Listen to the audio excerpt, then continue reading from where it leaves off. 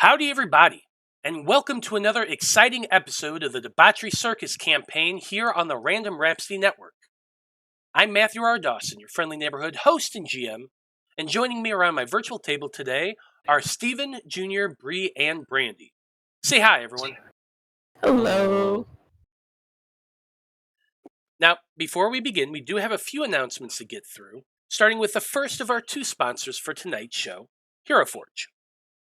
Hero Forge offers fully customizable tabletop minis with dozens of fantasy species and thousands of parts to choose from. Their easy-to-use design tool lets you build the perfect miniature online using a fully 3D in-depth character creator right in your web browser. You can build yours today at heroforge.com. Our second sponsor for tonight's show is XSplit. XSplit is a high-quality virtual webcam background remover that works with your already existing webcam. Using this program, you can protect your privacy while you work or play remotely by blurring the background, removing it entirely, or even putting your favorite picture as the background instead. You can download the app today at xsplit.com, and if you use the coupon code RANDOM with a capital R, you can get 10% off of your purchase. You can find our referral link in the chat and show descriptions. Last but not least, this Wednesday, August the 2nd, we will be playing our next session of our Curse of Strahd campaign, Sonnet of Blood, on YouTube here at 6 p.m. Central Time. Now you can keep up to date on our schedule and everything we're doing by following us on Facebook as Random Rhapsody TV and on Twitter as @random_Rhapsody. And that's it for the announcements. So join us as we dive into the world of Loroupa and continue on with the adventures of the Debauchery Circus.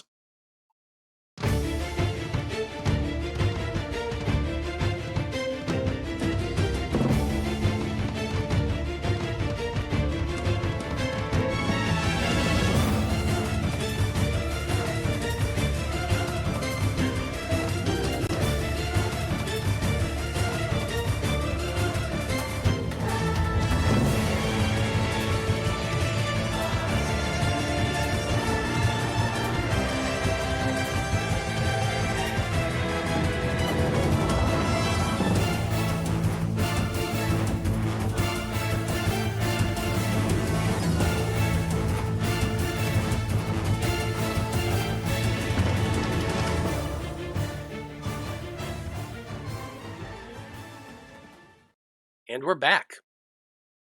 So when we last left off, the Debauchery Circus had stepped through the portal in the Dream Realm, leading the team to the very chamber where the cultist ritual was taking place. Once they landed, the team was shocked to find that the ritual had already been completed, and the leadership of the cult had fled through another portal to the far side. The moment the group stepped out from the portal, the entire mountain, known as the Umbra Spire, seemed to begin to rumble and shake as the magic of the ritual, of the completed ritual, began to activate. At the same time, Corrin's former instructor at the Institute Arcanum, Jadar Brightscale, appeared out of nowhere and began to examine the readings on the arcane device. Corrin stepped forward to challenge the Dragonborn about his helping the cult potentially destroy the world. But the Chronomancer only defended his actions by saying that the Dreamer would be remaking the world in his image, and that the group did not understand the true motivations of the cult. And so, Debauchery Circus, from that point on, it seemed pretty much inevitable that battle was to be had, especially when the old wizard revealed that his one true wish had already been granted to him, namely being transformed into a true dragon. A gold dragon, as a matter of fact, and much to Blaznir's dismay. The dragon seemed content to place Ichabod inside a force cage before blasting the group with both breath weapons and spells. Ichabod was able to maintain some control of his own with his sentinel feat, and Elegy even managed to bring down the beast at one point by grappling it in midair. But Corrin's master was a wily foe, and he managed to regain his position in the air at the top of the chamber after another blast that kind of rendered Ichabod a little weakened. But before we pick things up at the top of turn order, a question comes to each of your minds. And that question is, what do you want to be remembered for? And Corrin, since you're the one who rolled, why don't you go ahead and go first? I just want that regardless of the outcome of what happens here, even if we all die, I just want to know that people knew that I fought for the world. I like it. Elegy, how about you? Elegy would probably like to be known for doing cool monk shit. like, like jumping onto a flying dragon and grappling it to the ground. I mean, that'd be a pretty cool thing to be known for. and and maybe also she might like to be known for, being the one that can't make up her mind about what she wants to be called. She of many names. She of many names indeed. Blaznir, by the way, his player, Matthew Dawson, just turned 21, so happy birthday, Matthew. Yeah, woohoo. So Blaznir, how about you? Yeah, I don't know. I don't think Blaznir has much he would want to be remembered by. I guess if anything, he at the very least wants to be remembered as a fool. Someone who is a very what's the word? Goofy, funny. Not I don't know. Anyway. Maybe he brings joy. Yeah. Maybe he brings joy to those around him. Probably Well, not. I mean, if you, Go ahead. He probably. But, I was gonna say, if he ever meets his dreams of being a lich, he'll be known for that. Mm-hmm. That wouldn't be very good. He'll be known for all the people he killed. Like, because being a lich is kind of frowned upon, and he doesn't want to be known for that. But that's Well, then why does he want to be a lich? Because he I want people to know what I actually did. I mean, I'm pretty sure Blaznir just says that to get Ichabod's goat more times than not. So there's that. And speaking of Ichabod, how do you want to be, or what do you want to be remembered for?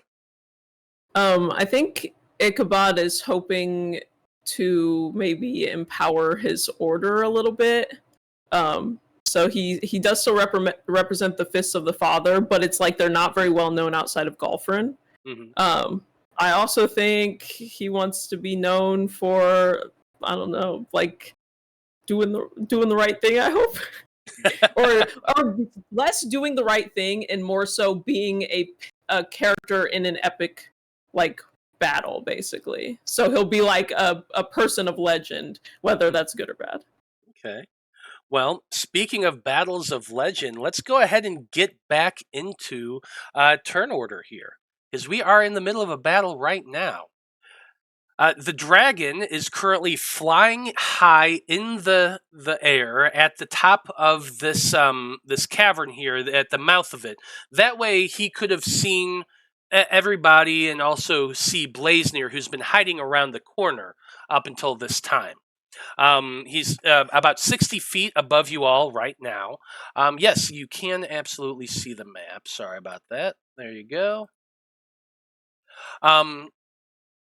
Elegy is standing on top of that force cage that's been there pretty much this entire battle.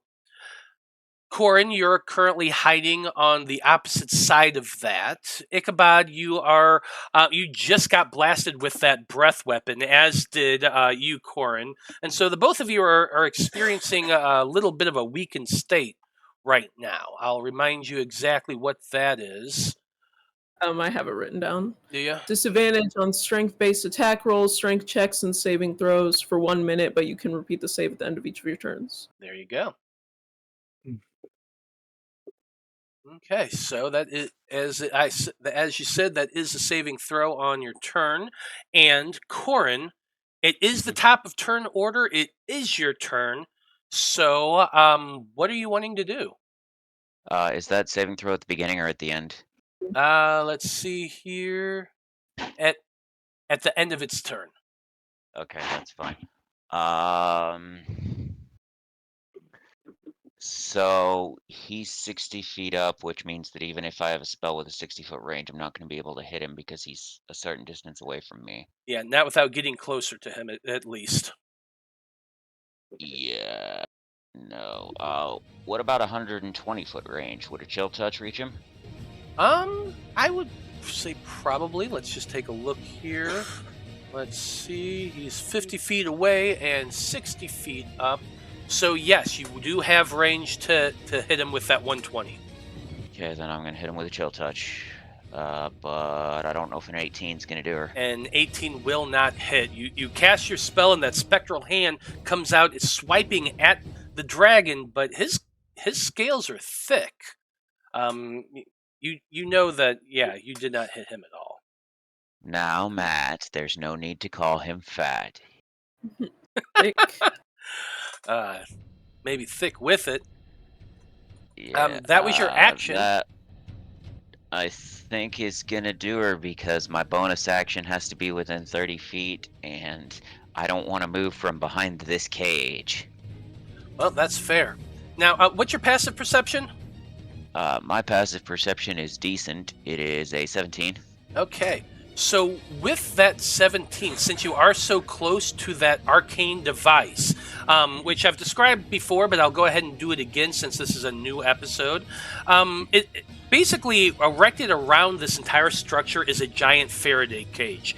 Copper arches that go from pillar to pillar, and the center of it seems to be crackling with energy. In the center of this Faraday cage, there is a large metallic structure made of quite a few different composite materials that each has that around the central cylinder that has a gyroscope kind of hovering in midair. There are these 5 claw-like arms extending outward, with a platform holding that the claw is holding, or well, I call it a claw, but it's just a structure of metal. Mm-hmm. Floating above that that little pillar is an arcane sigil that's just right on the platform that the claw is holding, and floating above that are the 5 dream roots. Each one of them has this slightly purplish glow that's emanating from them and kind of sending out these sparks in all directions. And you can also see that there is like a current of magical energy beginning to crackle one from the other, going around the entire structure. I'll kind of show you a little bit of what that looks like here, just for the fun of it. So it's kind of like going from one to the other, going from one to the other, kind of like that all the way around. Mm-hmm. Just back and forth and back and forth and back and forth. You're kind of sitting there, ducking back down, and with that passive perception, you can see that the crackling energy it's starting to build. But that's the end of your turn. And next up, we have Tomas. What's the save I need to make? That is a strength save. And, yeah, that's right. And it's at disadvantage. Well, it says here it's a DC 21 strength saving throw. Oh, wow. And you're going to be making this a disadvantage because you are already weakened. Yeah, I only have a +1 to my strength save, so I would literally need to roll double natural 20s. True. Still Seven. technically possible. Alright, fine. Nope. Yeah, no. Okay. Moving Now- on. moving on to Tomas, who had crouched down underneath or to the side of this Faraday cage and has kind of examined it a little bit. He's got a moderately okay passive perception as well. I don't think it's as high as yours. I'm waiting for my screen to load, and it is. He's only got a 14, so he's not nearly as aware of what's going on there that you are. No, but we did figure out last time that we needed to stick a dream seed in this sucker for it to work. That is true. That whatever was going on right now, that dream seed that it had been used as fuel is now gone, and there's just that empty space in the middle of the gyroscoping field. Also, I should I'll mention that here in a minute. But anyway, it is Tomas's turn. I think what he would do in this situation, because he doesn't really have a whole lot of spells that he can use. Don't worry, I got this.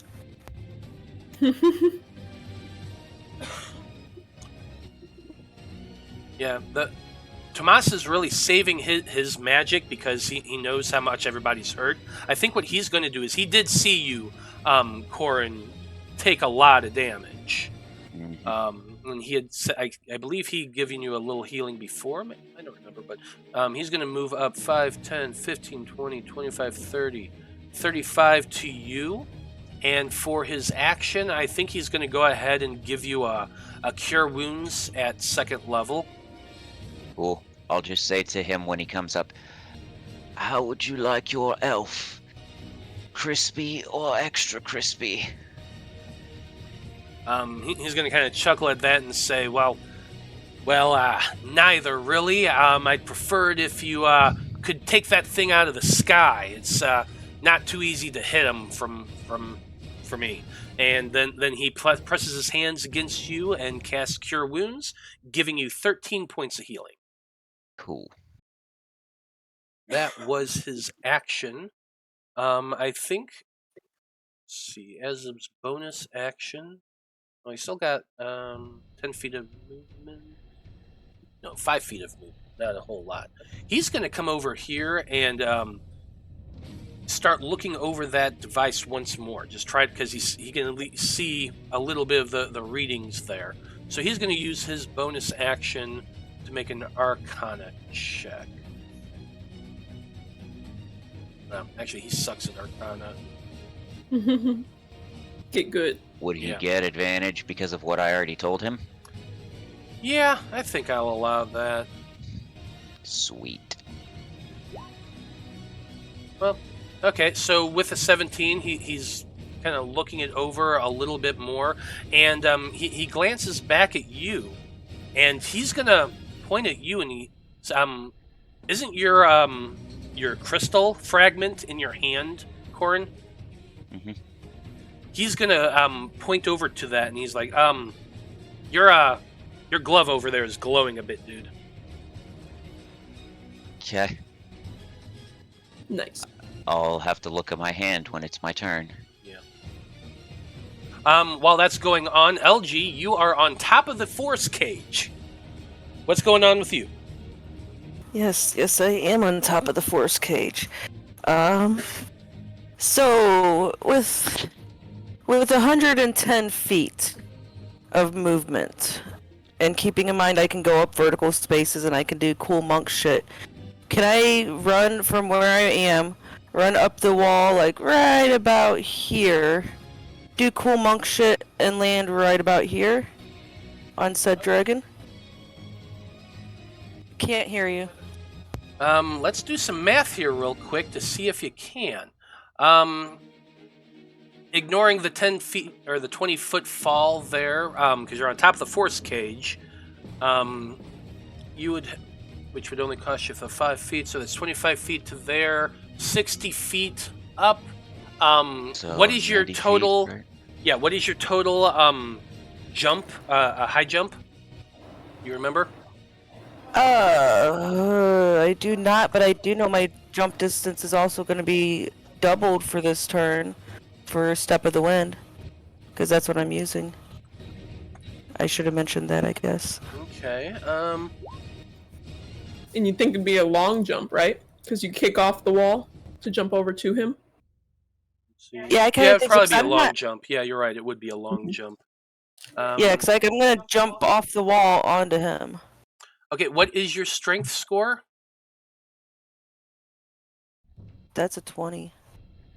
Okay, so Plus when you 5. long jump rules is when you make a long jump, you cover the number of feet up to your strength score if you moved at least 10 feet on foot immediately before the jump. Nice. So yeah, you could technically jump 20 feet, which I would say, yeah, you would be able to. This is going to be a little complicated because I assume what you're trying to do is get on his back too, right? Mm-hmm. I mean, yeah. Yeah. So you do have enough feet movement to do that. You do have enough of a jump to. It would actually be about. Yeah, I would say it's probably be a because it's 15 feet away, but you also got to think about the fact that size and ratio like that. So it'd probably be a good like a 25-foot jump. But luckily, because you have the double jump distance, not a problem. So you drop down. It's let's see. I need to roll 2d6 real quick. I assume you're going to be able to negate all of this.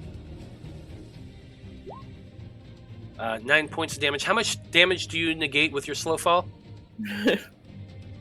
Pretty sure it's 5 times your monk level. Yeah, So, something like that. So I'm fairly sure you just Yep, negate it's 5 that. times your monk level. 5 times your monk level? So yes. Yes. Then yes, without issue, you just drop down, land with a very light step, and then go running forward. Up the wall using the running on vertical circle. What is it called? Oh, what is that? I think unarmored movement. Yes, unarmored movement. Yeah, you have the ability to move along vertical surfaces, and you have 120 fucking feet or whatever. So, yeah, 110. So you drop down, zoom, go running right up the wall, jump as hard as you can. With the step of the wind, your movement is doubled, and you go reaching out. Give me an athletics check to try to grab this dragon. 29. Okay, Nice. I got to make an athletics check for Too him, bad you're not so big. which is just a That would be strength awesome. check. Mhm. 23. Yeah, you go flying over in a bit of a flip right yourself and land right on the dragon's back, grabbing your arms around his neck. That's a movement and a bonus action for you. That is, and I seem to be having trouble. Okay, I cannot move my token. When I'm trying to move my token, it is moving the map as well for some stupid reason. So. Okay, well, I moved your token for you, so you are good to go. Okay, and then I still have my attack. Mm-hmm. And then my extra attack is at a... Okay, no, I just attacked twice. Okay. So I'm just gonna, wail at him with my quarterstaff a couple times too while I'm up there. So let's see, 16. I am assuming 13 misses. 16 probably does too. Yes, unfortunately, they both do miss. Okay, well, I mean, I'm up here, so... Yeah. Just hanging on. Yeah, the dragon roars in annoyance, that's for sure. And, if anybody, Blaznir, has that spell again... Oh, okay. Never mind. Okay. Well, better spells. Yeah, no, I wasn't sure. I don't remember what you were doing last session, like at the very end. So, never mind. Okay. Well, that's it for LG's turn. Next up, at the top of Order 20, the ground begins to shake violently. I need everybody who's on the ground right now, which is Blaznir, Ichabod, Corrin, and Tomas, to make dexterity saving throws. Ooh, dirty 20. 18. I got a 12. 19. Blaznir, you are knocked off of your feet, and the ceiling above begins raining down dust and dirt and debris and all sorts of things of that from the ceiling. It also dislodges some rocks which come tumbling down. Most of you are able to keep your feet and dance about and get away from these rocks. Corrin, you just succeeded. But as Blaznir, you lose your footing, some of those rocks come flying towards you and pelt you. And you are going to take a total of 15 points of bludgeoning damage. That one's a lot. Doing Okay. all right, Blaznir? I'm fine. I'm not on half health yet. All right, sounds good. Yep, so you are knocked prone and you got some damage there.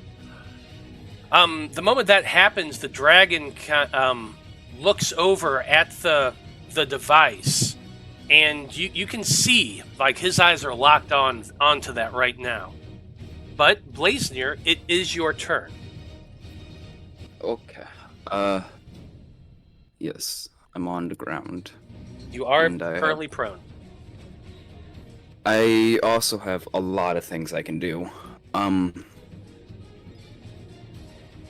So what? That's 60 feet away. Okay. And you've got an elemental spirit. That he does his things after my turn. I'm just reminding you. Yeah.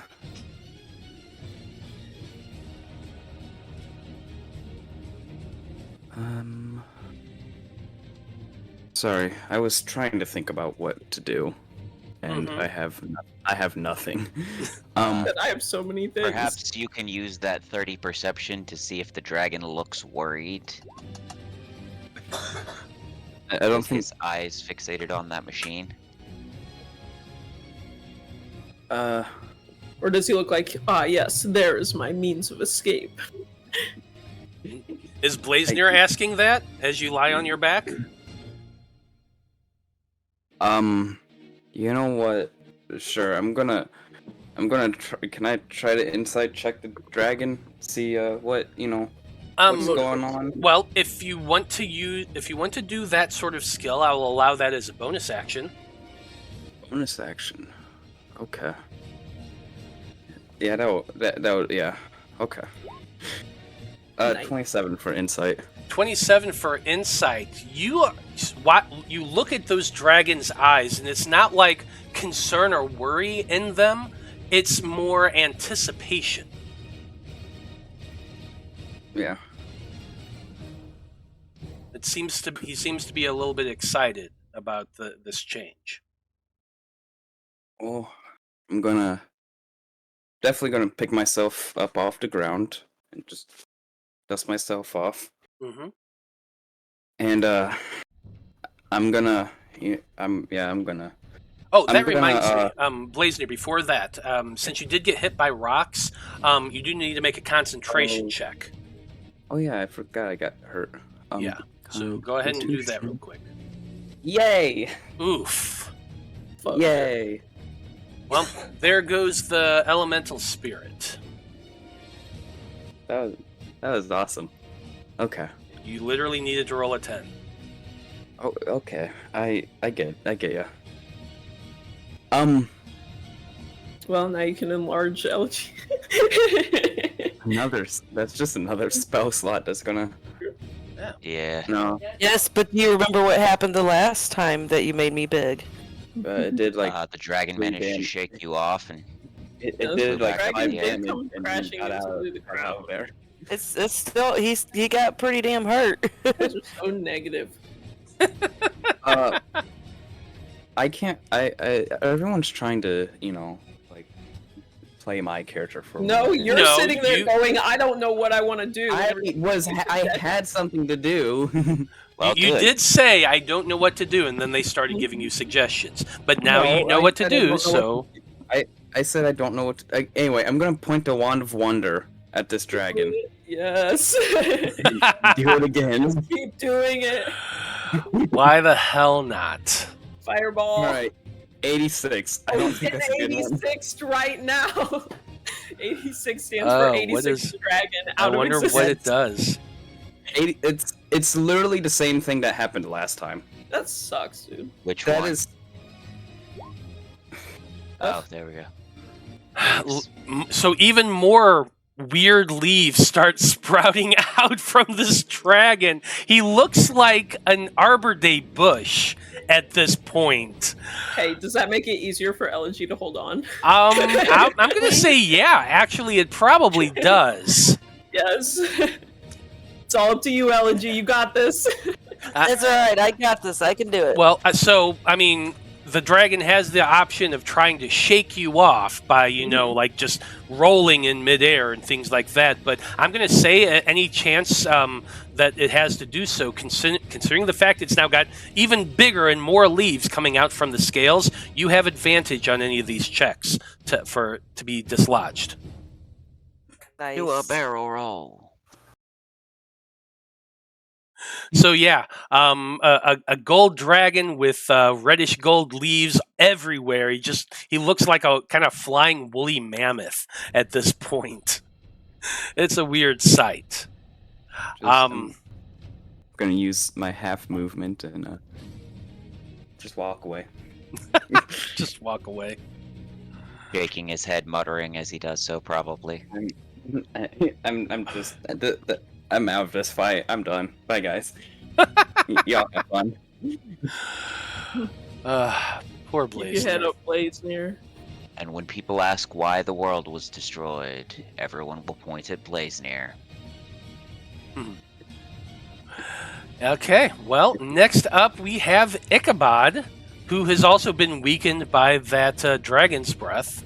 So what are you going to do? Yeah, it's a feeling I'm used to. I am going to chuck javelins at him at disadvantage. That seems fair. Throw some javelins at disadvantage. Do javelins have the range to reach him? That's so. an excellent question, actually. Well, I can't get double disadvantage, so it says 3120, so I could still do it and it'll be normal. So And it'll still be it means disadvantage either as way. long as you can do it with 120-foot range, you can hit him. If it's longer than that, no. it's You can't. impossible, yeah. Yes. Yeah. So you could technically still make the same roll, and it's disadvantage either way. Yeah. I'm gonna give it a go. Go for it. So 19. Ting! Right off the leafy dragon. That one's a 23. 23 does hit. Nice. And take a little bit of damage. 5 even. 5 whole points.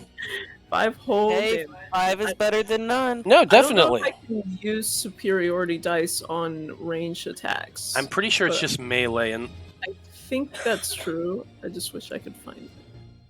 Well, let's see what it says. When you hit a creature with a weapon attack, oh, you Then, can expend no, one it's superiority ranged as well. die. To attack There are two some targets. specific Do ones that say it. that you can only use it on a melee, but those I'm are gonna use it. I'm gonna use it because I might as well. specific to the Yeah. special abilities. Yeah, max damage on the superiority dice. So Yeah. another 8. But he doesn't have to make a strength save to be tripped, unfortunately, because I think he's bigger than. yes, he large. is. He is definitely bigger than large, but you still get the extra 8 damage. So you've done like most of the damage on this dragon so far.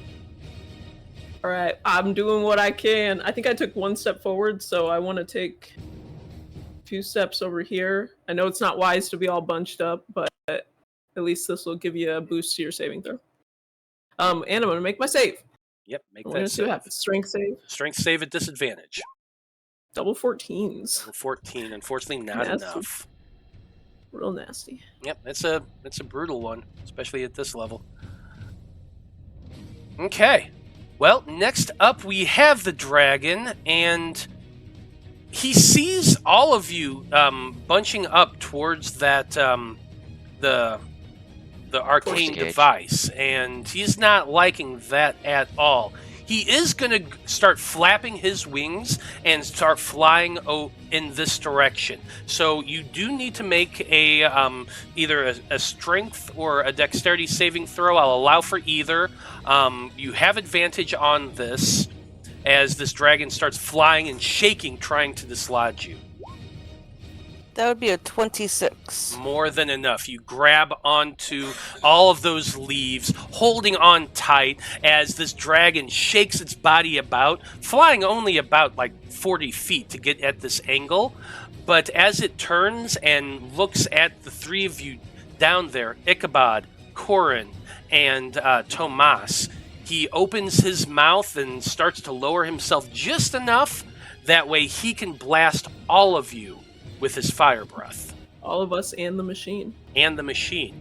And as your eyes are looking at him, you notice, those of you who have a passive perception higher than a 17, that his eyes are not on you. His eyes are actually on this part of the machine that you're all standing by. I'm gonna reaction absorb elements to... Can I have moved my sword? I didn't do my bonus action, and I would have moved it just towards him. Yes, absolutely, you can. Okay, thank you. Okay, so I need dexterity saving throws from the three of you. Okay. 24. Didn't even need me. I got a nat 1. Tomas rolled a 13. What is the bonus he gets from you? I don't think he's within range. It's within 10 feet. Okay, then no, he would not be within range. So that is a failure for him as well. He only takes half damage because, you know, he's a monk. But, yeah, so let's see how much damage you're taking. It's going to be a lot. Well, I'm at full health, so... 66 points of fire damage.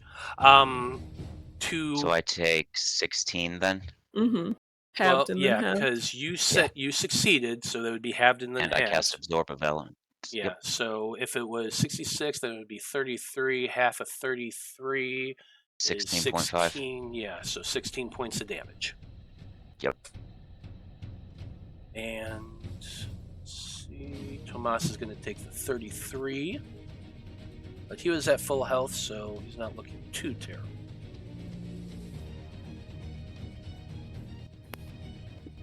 Don't worry, this next time I'll actually get him. I hope you're right. We'll see, but as those flames burst forth from his mouth, washing that entire area with his fire, the machine from this point forward is just melted into slag. Like, all of the arcane features of it just go limp. The metal starts to just droop and drip like a wax of a candle from the immense heat of this dragon.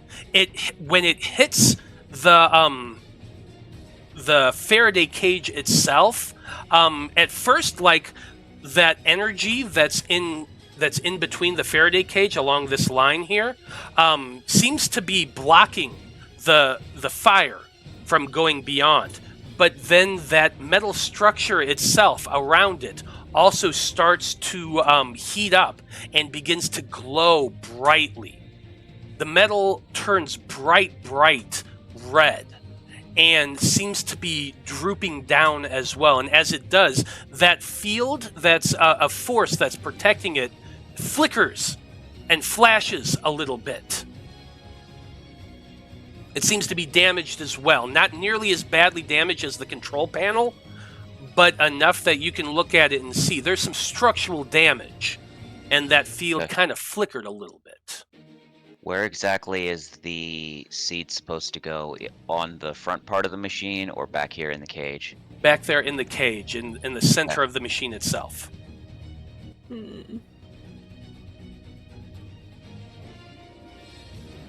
I don't know that we want to complete this.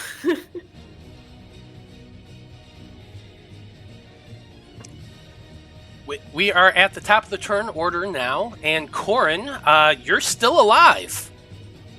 Yeah. Barely. So, what you doing? He is 20 feet away. How high up is he? Still 60 feet? Or yeah, still lower? 60 feet. I thought he lowered down. He lowered down to do that blast, but then he did raise himself back up. Sorry, I forgot to mention that. He had more than enough feet movement to do it. I'll just throw a chromatic orb his way. Okay.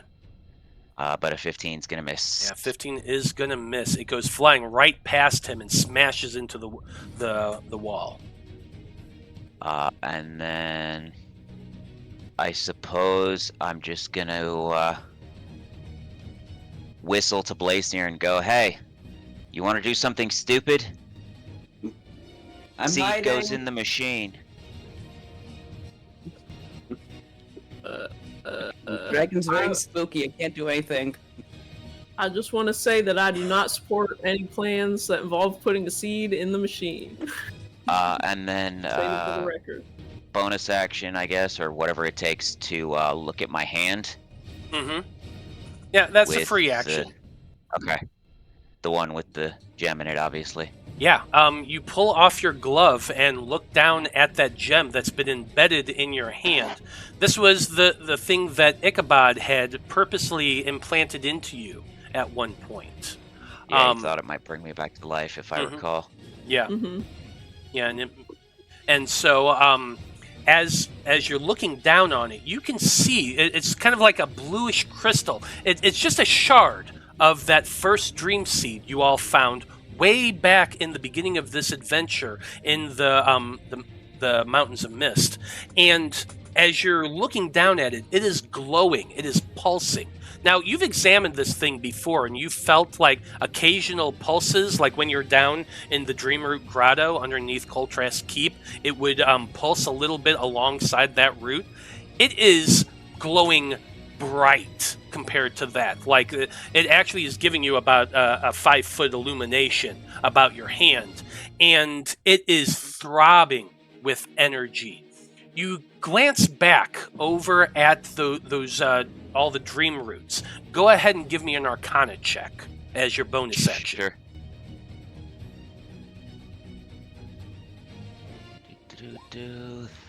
Natural 20 for a 30. Wow. Nice. Very nice. With your 30, the pulse is in time with the energy crackling between the dream roots. There is a connection there, and you can feel a sort of pull from the seed towards those roots, almost as though it's wanting to connect with them.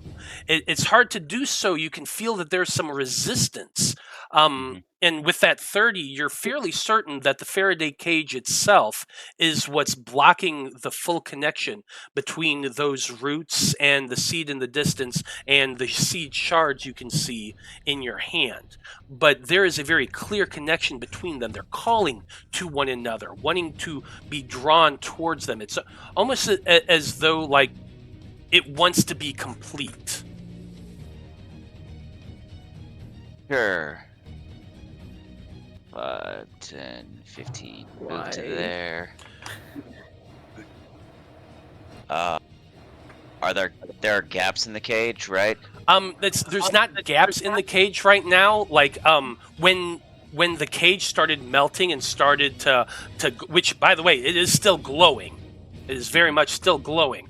But when that happened and it was starting to weaken, that's when the flashes of the field began to occur. Using that 30, still riding along with that, because you're kind of like looking about the structure, you're fairly certain that if you're able to destroy the side of the cage, or at least one of the supports, it will probably disable the field in that area. Okay. Well, I'll have to do something about that next turn, because I already cast a spell and used my bonus action. Yep. I'm just going to make my strength save at disadvantage. Well, no. Nope. Okay. That's it.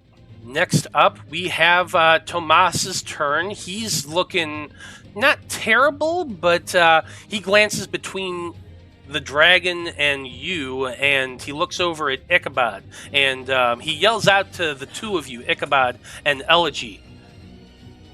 Can the two of you handle this thing from here? I give him a thumbs up for sure, absolutely. Like, I imagine you just turn and have this big grin, like, Yeah, but in Ichabod's mind, he's going, fuck no, I don't have this. oh, I'm sure. It's just the hubris of Ichabod. Yeah, of course, obvious. But Don't worry, I got this. I hope you're gonna use this to do something smart and not exactly what the dragon wants us to do. So, just keep that in mind. Tomas is going to glance back at that. He's going to use an insight check. Who, on me? No, No, on the dragon. the dragon. Oh, okay. On Ichabod. Well, I mean, Yes, the- on the Ichabod. dragon- Fuck you, Yes, Ichabod. Does Ichabod actually have this, or is he lying? I'm Yeah. not going to help him either way. I just want to be able to. I mean, the point and dragon laugh tried at to him. melt the cage, which holds the barrier between us. So I would presume that we probably shouldn't break the barrier between us. Unfortunately, that's just what I would think. You well, know? what Tomas was doing is inciting the dragon in the situation. Unfortunately, with his 14, he cannot come to a clear conclusion. He's gonna say, "Well, Corrin here seems to think that the dream that whatever can't let you die yet, Corrin." And he is going to pump another fucking spell into you to keep you alive. Okay. I'm pretty crispy, but I'm still here. Yeah, you are pretty damn crispy, and because of that, he's using one of his level 3s. He doesn't have a whole lot of these, but he's pumping 21 points of healing into you. Nice. Since Blaznir's over there on the other side and can't really do anything, he's trying to help out as a healer. He can't really fuck off with the dragon. So You're blaming me on Tomas having to heal? no, He's I'm doing saying that's his Blaznir's job motivation. for him. Explaining the situation. I can't believe... Blaznir I mean, is unwilling to heal, so he's picking up the slack. I mean, that's not what I'm saying, but feel free to Hey, interpret kinda- things however you want. It just kind Well. of sounds like that. Sounds like Blaznir's pretty insecure. Yeah, probably. That's I'm the healer here, okay? Well, then heal! I can't. he's gonna at least move to the other side of the molten slag. He's not a coward, he's just got a bit of performance anxiety. Yeah, that's it. That's definitely it. Elegy, you're up next. Okay, well then. I'm gonna hopefully take him out. Oh shit, I'm not supposed to have advantage on that. You so do that's not. 16. 16's Just gonna use those miss. 2 rolls. 16. I was gonna allow you to use that Yeah. 25 as a roll. Oh, can I? Is Yeah. it too? Okay. Yeah, because you did roll twice technically, and I'm a generous DM, so why not? Oh, thank you. So that's gonna be 11 damage for that. 11 points of damage. Ooh, and then coming in clutch with 2 30s. Very nice. You got that stunning strike, though. Yes, I don't know how many key points you have. I have plenty. I'm gonna do stunning strike on one of those. Let me get to stunning strike there. Yeah, stunning strike. You got do con save. While unfortunately only one of your quarterstaff blows hits because you're holding on to the leaves with one hand and you're trying to hit with your stick with the other, but then you just kind of put your staff away and punch twice, making it a lot easier to make contact. You need a con saving throw, if I'm remembering correctly. Hey, Matt. Yeah. Corrin kind of slumps over a little bit more. Mm-hmm. I'm using my reaction for... Oh, wait, shit. He's not within 60 feet of me. Never mind. Okay. Like, He's still 60 feet up. Never mind. Yep. That's a 26. I assume that succeeds. I mean, I assume so, but he still takes a lot of damage. Yes, he did, and he is looking very weakened right now. Weak Okay. enough. And that'll be it for me, and I'm gonna keep holding on. Okay. Well, at the end of your turn, shit. You know what? I went an entire fucking round without using his legendary actions. Yep. Why would I do that? I'm gonna go ahead and use that right now. So I'm gonna say he's gonna go ahead and make a tail attack at you, because you are on his back, and really you're the only one he can hit.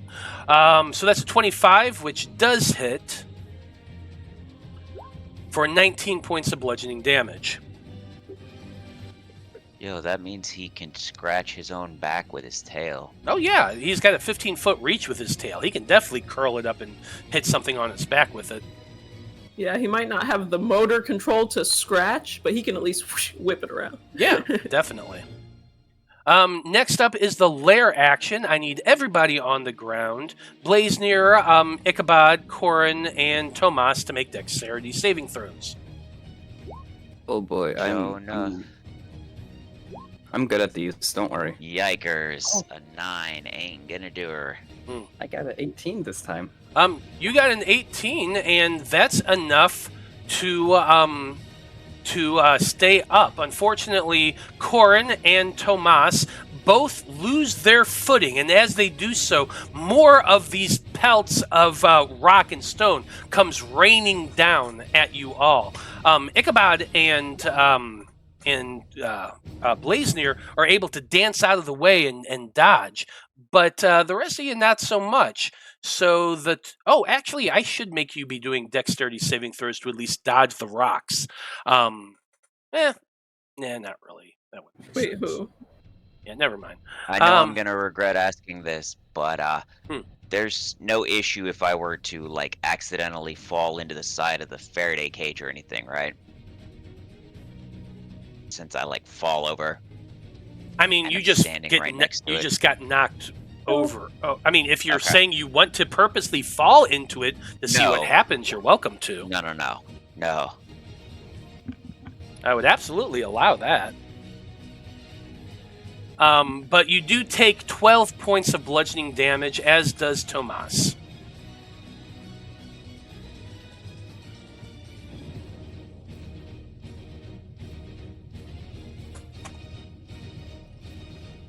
No, I have no interest in purposely falling into it. I was just trying to make sure I didn't accidentally fall into it. Yeah, no, that wasn't an issue for me. It just knocks you off your feet. Sure. Blaznir, you're up next, and you are still standing. Yes. It's like a... Right, I'm gonna move so I can actually see what's going on.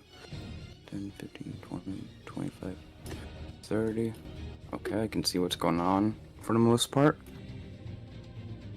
Let's see, I can see Turtle riding a dragon, Corrin with seed putting it towards the machine for some reason. Well, no, he doesn't have a seed. He just has his shard in the hand. You have the dream seed. I thought that was part of the dream seed, though. It's a dream seed shard. Yes, it's a shard of the dream seed, but you have a whole one still. That's what I was saying. Sure, it's still a dream seed. Yeah, but he isn't really he isn't really holding it towards it either. He is approaching the machine with the intention to see what it does by putting his dream shard close to it. All right, I don't know how metagamey it is, but can I try to, do what Tomas did and insight check the dragon to see if, he wants part of the dream seed to go towards that machine? Try to check if that's something he's like, yes. Like, how much more evidence do we need? Make a insight check. Crossbow. 20. You're kind of looking at and judging the situation. As near as you know, he has no clue any of you have a dream seed. You've kept that very well hidden this entire time. Although the cult did know. You have the dream seed, the physical dream seed, in your bag of holding. No, I'm saying the glowing from Corrin's hand. Can he see a glow coming from Corrin's hand? Probably, but that's not what his intent was in destroying the machine. You're fairly certain that the reason he destroyed the machine, the outside of the machine, is because Corrin and Tomas were over there fiddling with it, and he didn't want them fucking around with it. Yeah, Don't and get he the might not even fucking be able glow. to see my hand, considering that he's 60 feet up and Yeah. dealing with a turtle on his back. So Yeah, and it's just a little glow. Like you can't see the glow on Corrin from where you're standing. I can't. Not really. Well, you do have a very high passive perception, so yeah, I'd say you probably can see a little bit of a glow on his hand. You would at least see the fact that his glove is off and his hand is glowing. But Yeah, and I know that Ichabod put the dream seed shard on that hand, so yeah, Mhm. yeah, and you did hear Ichabod yelling about the dream seed a moment ago. yeah. So I can put two and two together. So Yeah, but what you're fairly certain about the dragon in the situation is that the dragon destroyed the front part of that machine, so you guys couldn't mess with it. sure, it's just I don't know. I just wanted proof that it was a dumb idea to do that, and Yeah, I and don't have that proof, so I'm not gonna focus on it. okay. Do I still have? I do still have a heavy crossbow. I've got nothing else, so I have 24 bolts and a heavy crossbow. So I'm gonna take a shot at this dragon. Hey, go for it. All right. I don't Do have it. this on my attack list anymore, so I'm gonna have to. It's like Dex plus proficiency. Uh-huh. I'm not proficient. Not proficient crossbow. just Dex then. Not Probably with a not, heavy probably crossbow. not for a druid, That's- no. That's embarrassing, bro. I mean, druids don't have very many weapons, as you know. It's made out of wood, bro. How come you can't use it? Maybe if I had the shillelagh, but I think that's just for melee weapons. Yeah, It that's is. just Anyway. a quarterstaff. 21. Whoa! I mean, you shoot your crossbow and it goes flying through the air and strikes into one of those giant leaves that's growing out of the dragon. It doesn't actually hurt the dragon, but It your doesn't- aim was pretty damn true. That didn't hit the AC. Now the AC is 23. You guys have already established. Oh, I didn't know that. I can't hit this thing at all whatsoever, ever. Yep, because it's fire damage or a non-magical crossbow that you can't get high enough to hit. Poor Blaznir. Why I would just like to remind Junior here that I did not pick the color of my master. I just told Matt that he was a dragonborn. Why? I wanted to be a true dragon. Also, Junior, you should have bargained for like inspiration for your birthday or something, like I did. What I mean, rolling twice wouldn't let me hit. No, I'm just saying. You should have. Yeah, I mean, unfortunately, since he's not proficient, he'd have to roll a nat 20 to hit the dragon. Yeah. Hey, Mr. DM. I'm just saying you would still have an inspiration. For my birthday, can I just become proficient in heavy crossbows? Because it was my Aw. birthday. That's awesome.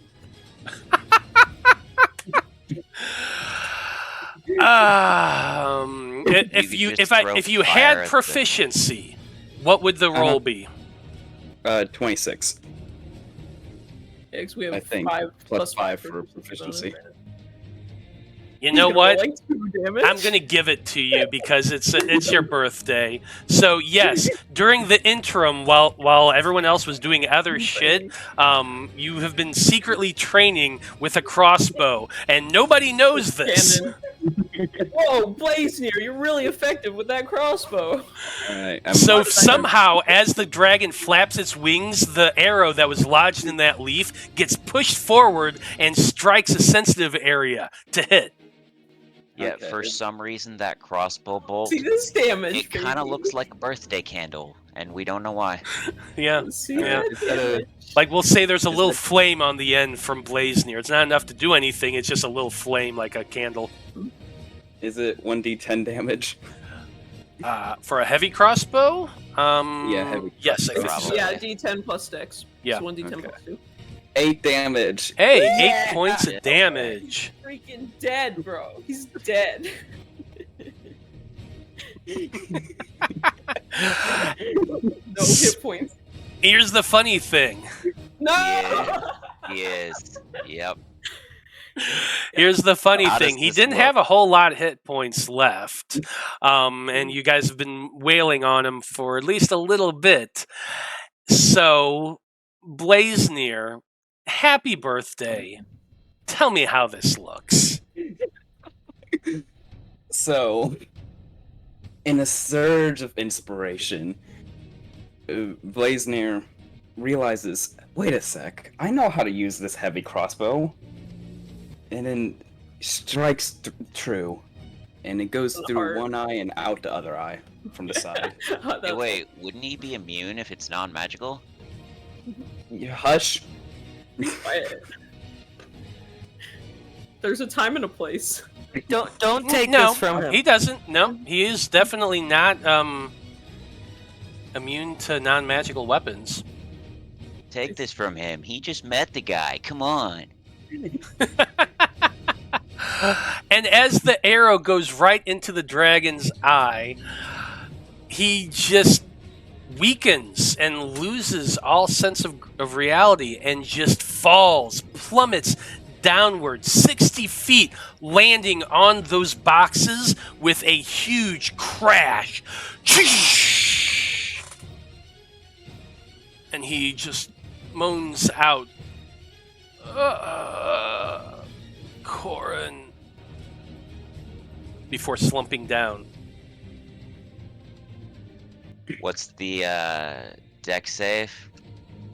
For Elegy. Elegy, that's going to be I'd say a dex save for this. Just jump What off. makes- yeah, like I got slow fall. So that doesn't matter as much here. You don't really have anything to like slow your fall. You're not close enough to a wall or something. But you don't have to be for the monk thing. It just says you reduce falling damage by 5 times your monk level. No, okay, that's actually true. So instead, I just need to roll the damage and see whether or not you take more of it. Yeah. I could see like, a dex save to see if you can jump off and land on your feet, or if you go down and with the dragon and it rolls on top of you. Well, But, actually, like, that's kind of what I was something thinking like at that. first, that I needed a dex saving throw to see whether or not she can either stay on the dragon or kick off of it. The damage is Yeah. going to go either way, but I was more thinking That's along fair. the lines of whether or not you can maintain footing and all of that shit. So I want the dex saving Could be throw crushed. anyway. Mhm. I mean, the damage was very minimal, so you're not going to take any of it. That's an Barrel 18 roll. for my dex, and let me see something. If that does that save? Does 18 save? Why? Because Well, no. If you have an ability, you have to call it out beforehand. I can re-roll if it. Oh, okay. Beginning of 14, you can, if you, additionally, whenever you make a saving throw and fail, you can spend 1 key point to re-roll it. Oh, I see. Okay, so that's not what I was thinking. So actually, I can tell you that yes, you actually, an 18 does succeed. Okay. Yeah, that's all I want. Because if I failed, I was gonna re-roll it. No, I was thinking you might have had bardic inspiration or something, which you have to use before yeah, I tell no. you. So that's what I was asking. Oh no, I don't have anything like that. Gotcha. But no, with the Diamond Soul, yes. It doesn't matter because you rolled an 18. That is enough to succeed. You smash down on the ground. You jump off at the last minute as the dragon's body connects. You land on your feet. It's only 17 points of damage, which is, you just don't take that damage because of slow fall. And you land on your feet. But, Awesome. I feel like I kick off like right on top of his head, just as add a little bit of insult to injury. So like while he's yelling out Corrin, he's got my foot just slamming right into like the middle of his skull. And that's probably why he doesn't say anything more than Corrin before. I'm like, Ichabod Robbed is him just of his epitaph. Ichabod's just standing here, sees a random, super shiny, glowing crossbow bolt fly from out of nowhere, kill the dragon. It falls to the ground. I turn and I look to see what amazing person must have fired that incredibly powerful bolt. And I see Blaznir standing there. Keep in mind, I am now currently trying desperately to reload the crossbow. Yeah, I see him struggling. He doesn't have the strength to pull it back. Can't get it up. I want to walk over to Blaznir. And while he's trying to reload, I put him in like that little headlock where you're gonna like noogie somebody, and I just like noogie him really hard on top of his head, and go, "I knew you could do it. I knew you could. I believed in you the whole time." Think about you're wearing plate mail. That hurts. All right. That only counts as one. I throw him on the ground and I wrestle with him. Why not? He's like, no, stop. I'm just like wrestling. Yeah, and like just we're all watching this like, what the fuck? Mhm. Just boys being boys. Pretty much. Okay. Well, Can I take some of this dragon scales? I mean, can you even see them under all the leaves? Oh. Hey, after some time, was it like 24 hours? 24 hours. I mean, I'm sure I can whack away at the leaves and get down to them. Anybody got a start talking? Well, as you're sitting there, you walk back up to the dragon. You too, not like it's been difficult because you haven't really been paying attention to this. You wouldn't have noticed as much. But now that the battle is over, you also can feel, all of you can, in fact, well, not Tomas because he doesn't have a crystal, but the rest of you can feel the crystals wherever you have them placed on your body is currently pulsing and throbbing, I don't vibrating. You said it's pulsing. Does it feel like it's trying to drag me in a particular direction? It's not dragging you, but you can, like, you feel a that pull. connection. Like, it's more like a tug. Like it's almost as if the shards you have in your hand is like it wants to be. It's trying to control the situation here. If you don't have, if Blaznir doesn't have one, then probably there's one more dream shard or that one of you have just sitting around somewhere. Because I know you had you had 4 of them, and Fontaine was the 5th one that you don't have. So I don't know where you guys did with that last shard. I'm trying to. Did we really take them out of the body of Turgon and Finn? Well, because the Shadowfire. I'm trying to remember. I don't know what it is. I know it's been so long, but that's what I had in my notes. I just really feel like Blaznir doesn't have maybe one. Maybe he doesn't, and that's fine. That's fine if he doesn't have one in his. The other 3 of you do, and there's at least one more dream shard floating around amongst you all. Okay. Hey, Blaznir, catch. So what do we do next? I think I might have it because I wanted to destroy them. Inventory. Okay. Maybe you have it, Ichabod. I honestly don't remember. But regardless, the 3 of you that do have the shard still, you can feel that pulse. You can feel that tug towards the roots. It's you can literally as you focus on the crystal, you can literally feel those pulsing roots through the connection you have to the crystal in your body. Corrin, go ahead, Ichabod.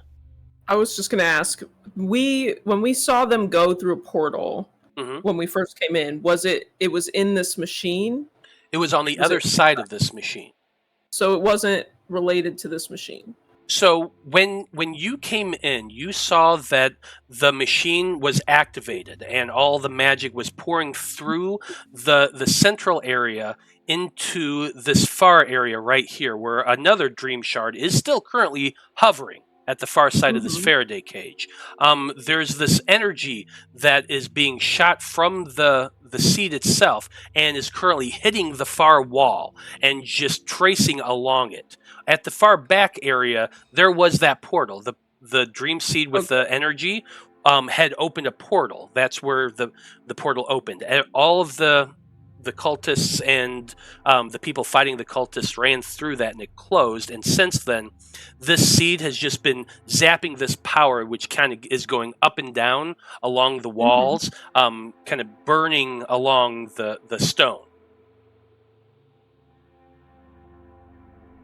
Well, this isn't exactly my area of expertise. I'd be kind of was anybody here's area of expertise, honestly.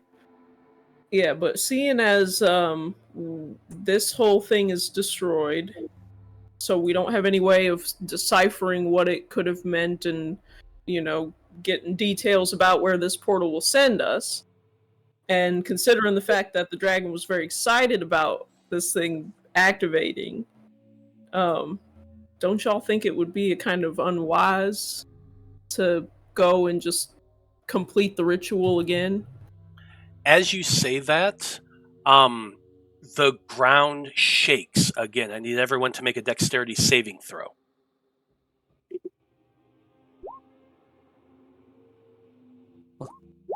Yikes. That's an 8. Made it with disadvantage for some reason. 18. Oof. Ooh, 24. Yeah, even a 12 ain't gonna probably do her. No, the DC is 18. And both you, Corrin, and Tomas take 15 points of bludgeoning damage as you're knocked to the ground and pelted with more stones.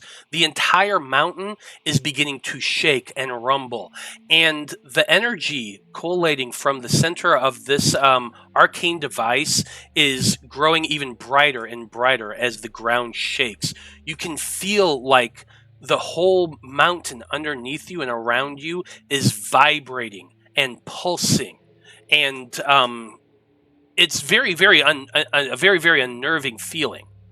As this happens, those crystals that you all have in your hands and whatever begin to glow even brighter. The ritual, Corrin, already succeeded. It already happened, and what's going on right now is a direct result from that. Give me another arcane check with advantage, because Tomas is coming over there and kind of talking along these things with you. 19. I was going to say guidance. Go ahead, take the guidance. Sure. 21. 21. As you're feeling the ground, like you fell over and landed on your ass, and you're picking yourself up, and you're feeling the vibrations of the mountain around you. The mountain seems to be pulsing with energy. Like you touch your hands to the ground as you push yourself up, and you can feel a vibration through that crystal shard in your hand. The entire mountain is rumbling and pulsing with this energy, and you feel as though it's beginning to change. You can actually see now that the ground beneath you is starting to lighten in color and hum with energy. So the mountain is becoming the tree. That would be your hypothesis, yes. Okay. Right. They've already done what they intended to do as far as operating this machine. The only chance that we have is to try and do something about it.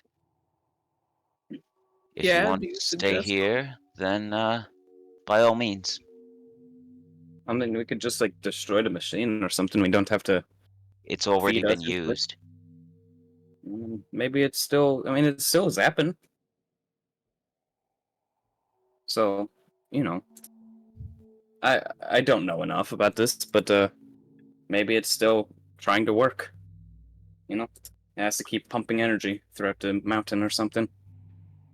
Tomas is going to speak up since he was assisting you, Corrin, and he says, "I'm pretty sure that what we're seeing now is just the residual effect of that whatever it is they cast, whatever this ritual it is did. Obviously, transforming this tree into the dreaming tree, like they were hoping. This is crazy magic." Yeah. In game, I'm just gonna look at everybody and say, I will do what I do, and you are free to do as you like. You're Out of really game. great and Do loving you partner. wanna miss the final battle? My thing is that I guess if we're supposed to be like getting the message that this is going to take us to the final battle, I'm just not seeing the evidence for it. So, like, yeah, we can just go and do it because obviously we're just going to go and do it anyway. But if you wanted me to act logically in character, I don't see any evidence that this is taking us where we need to go, I mean, the bad guys went through the portal that was made by this machine. The bad guys So- and the Fab Five. Yeah, so if we want to catch up to the bad guys, Yeah, then we I would also have to think take a it's similar just- portal to them. It's not productive as a party member to be like, okay, here at the end, just do whatever you want, I guess.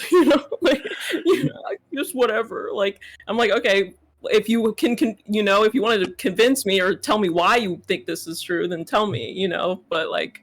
Well, like I said, the Mhm. bad guys were here. They went through a portal made by the machine. Yeah. So if we want to follow the Corrin bad says guys, that in character, and then Ichabod goes, well, if that's the best action we got, then yeah, let's go. it's either that or run Mhm. from the mountain, because either way, this thing's shaking and Now, Corrin, there is something that you haven't really mentioned before, but that dream of yours that you've had Mhm.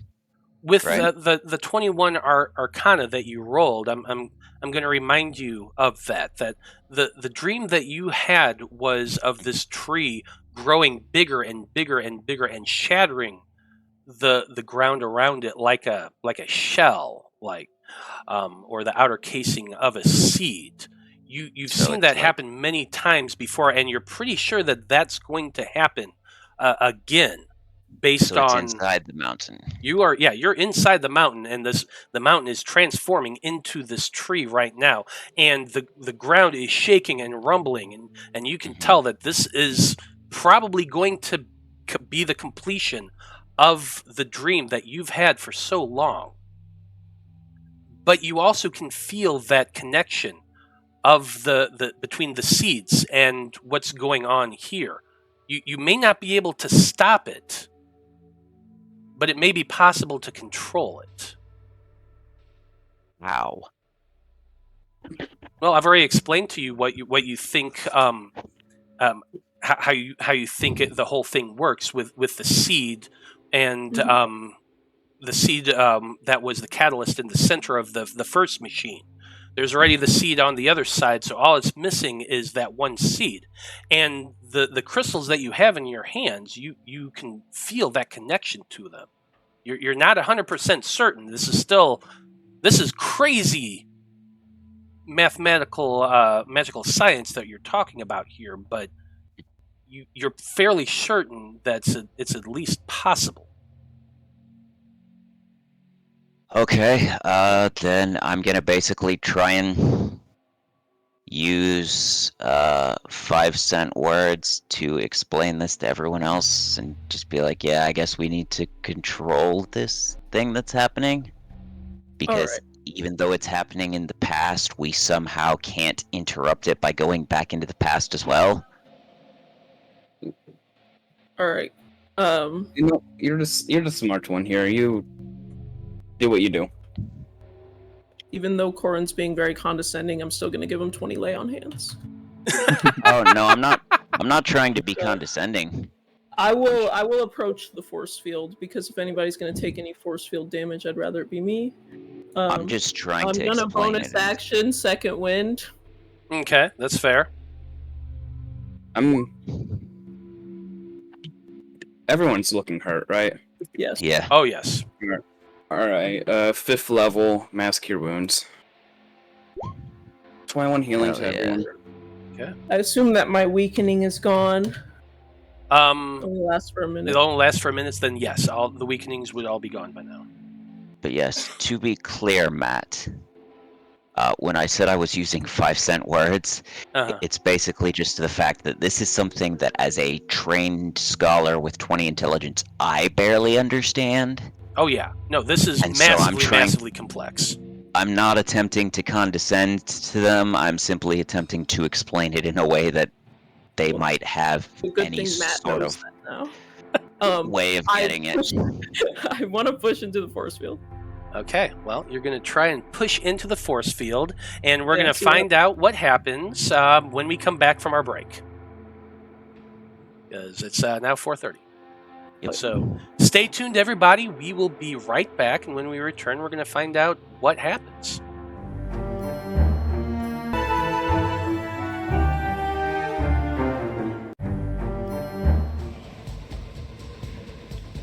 And we're back. And when we last left off, Ichabod was stepping up towards the Faraday cage that has been malfunctioning this entire time since being damaged by the dragon. And you're trying to push through it. You hold up your hands and kind of touch a little bit, and as your hands first come into contact with that portal, you do see that the crystal in your hand beginning to lighten brighter and flare outward with power. Go ahead and give me a. This is going to be a Constitution check. It's very similar to trying to maintain concentration of a spell, and because you're all there and you're boldly stepping forward, I'm giving you advantage on that. Right. In guidance, because it's a check. Yes. Okay, that's an 18, and then a Okay. D4 for the guidance. So that's a 21. 21. So with your 21, as that crystal begins to glow and vibrate with that connection, you can feel that connection that you have with the crystal. You can feel the control that is coming from the roots and from everything else, and you feel that crystal begin to absorb that energy of the force field. You're feeling it enter through the crystal and kind of empower you and you're drawing forth this magic. As you're doing so, you're able to regain a spell slot, a first level spell slot, Don't as you mind if I absorb do. that power.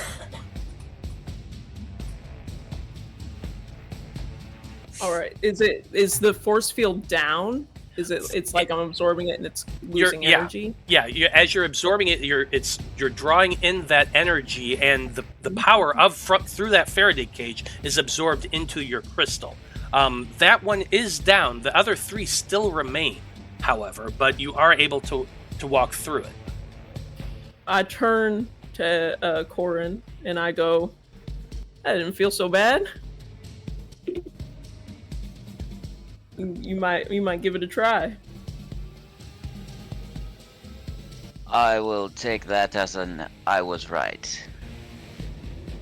All right, don't push your luck. And I'll I walk attempt to do the same on one of the other ones. Okay. Now, it's going to be the exact same thing. You walk up to one of the other sides of that, trying to keep away from that arcane device in the center. You walk around the side of it. Go ahead and do the exact same thing. Give me that Constitution check. He's gonna get like really hurt by it. Oh no. Probably. Well, you Oh, do no. have advantage as well. Sorry. And I didn't think guidance, but Fucked up.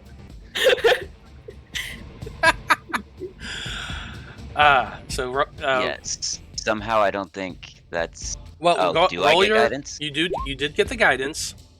oh, okay. 13. 13. Yeah, unfortunately, like, you're trying to draw forth the energy from that from that force field the same way Ichabod did. And at first it doesn't seem like it's working. You continue to focus on that, and you're able to draw away a little bit of power. Not nearly all of the power that the Faraday cage contains, but it does weaken a little bit. You can't walk through it at all. It's still there, but you did draw forth some of the energy, but not nearly enough. So I just need to try again then. Mm-hmm. You've got this, buddy. Guidance. There we go. 24 total. Okay, because of the nature of how you had to do this, you aren't able to get quite as much energy as you were hoping to. You were able to draw enough energy away to restore a second level spell slot. Damn. Sweet. So is this section down? Yeah, so the section over on this side here is now down. So let me go ahead and do something real. Oh, I did it. Okay. And I'm gonna walk on through. Mm-hmm.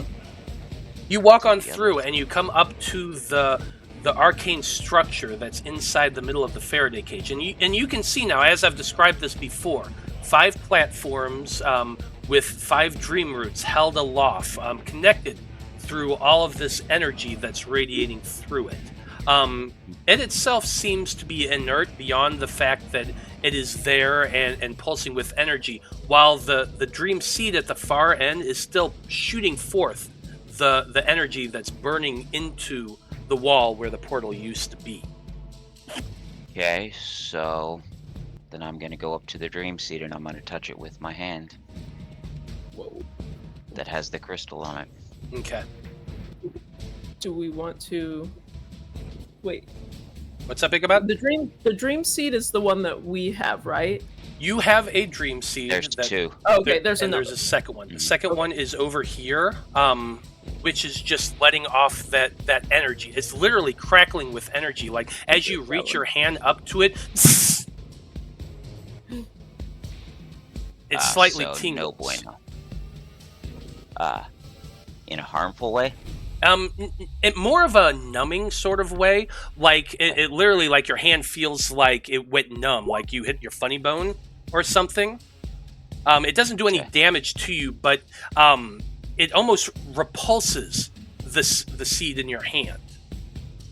Okay. I'm gonna try and draw energy from it then.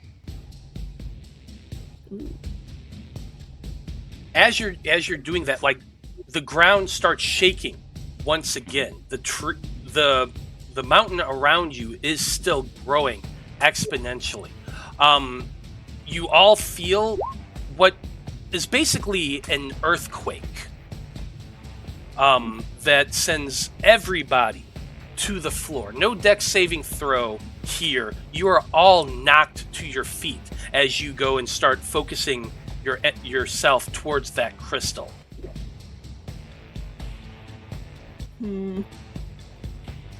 All right, everybody. What's the plan here? I don't really know what's going on, so I don't know. Seems Waiting like to see if Matt tells me that this does anything. Yeah, do we got damage? So, the best way to describe this for you.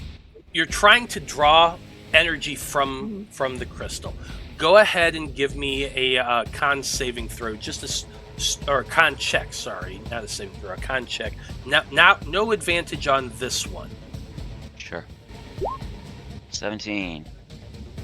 17. You're starting to draw that energy, and as you do so, the magic that's pouring out from the crystal hitting the wall seems to weaken a little bit and almost arc around towards you. It seems to turn a little bit, and a branch of it crackles out and slams towards you. Give me a dexterity saving throw. Sure. Dirty 20. Dirty 20. You jump back out of the way, barely able to dodge as basically a bolt of lightning strikes the ground near you, being shot off from that crystal. I get the sense it didn't like that. Why don't we all position ourselves and see if this is something that we can do all at once? Yes. A team effort may be required for draining the seed. Do you want the bigger seed? The big one?